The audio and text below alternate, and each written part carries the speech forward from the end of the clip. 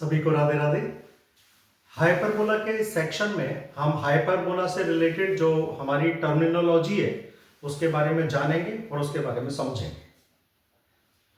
जैसा कि हमने प्रीवियस वीडियो में देखा था, hyperbola is the collection of all the points in a plane, the difference of whose distances from two fixed points is always a constant।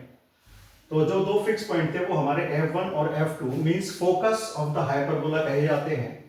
तो इस तरह से एक फोकस हमें ये मिलेगा और दूसरा फोकस ये होगा। सिंगुलर टर्म में फोकस, प्लूरल फॉर्म में इसे फोकाई कहा जाएगा। यहां पर हम ये देखते हैं कि एक लाइन जो कि दोनों फोकस से होकर पास होती है, इसे हाइपरबोला का ट्रांसवर्स एक्सिस कहा जाता है। It is known as the transverse axis of the hyperbola.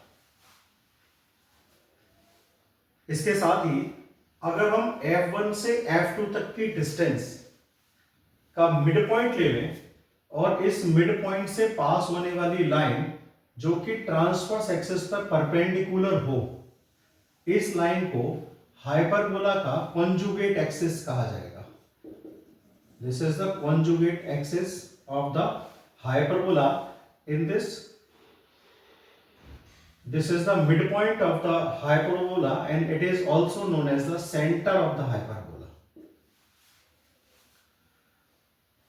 इसके साथ ही हाइपरबोला के ये दोनों सेक्शन ट्रांसवर्स एक्सिस को जिन पॉइंट्स पर मीट करते हैं, इन पॉइंट को हाइपरबोला के वर्टेक्स कहा जाता है। सिंगुलर टर्म है वर्टेक्स और प्लूरल फॉर्म में इसे वर्टिसेस कहा जाता है।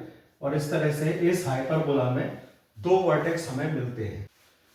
इसके साथ ही एक ऐसी लाइन जो कि फोकस से पास होती है और हाइपरबोला के ट्रांसवर्स एक्सिस पर परपेंडिकुलर हो और हाइपरबोला के इन दोनों सेक्शंस को